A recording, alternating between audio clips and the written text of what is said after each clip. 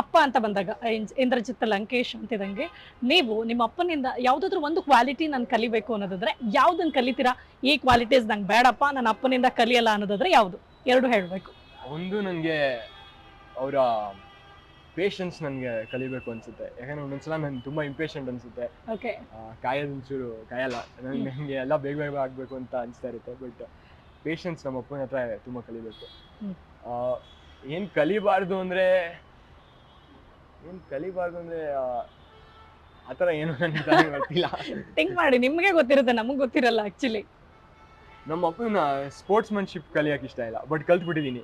ಅವರು ಗೆದ್ರೆ ಯಾವ್ದಾದ್ರು ಆಟದಲ್ಲಿ ಗೆದ್ಬಿಟ್ರೆ ಒಂದ್ ವಾರ ಬಂದು ನನ್ನ ಹಿಂದೆನೇ ಇರ್ತಾರೆ.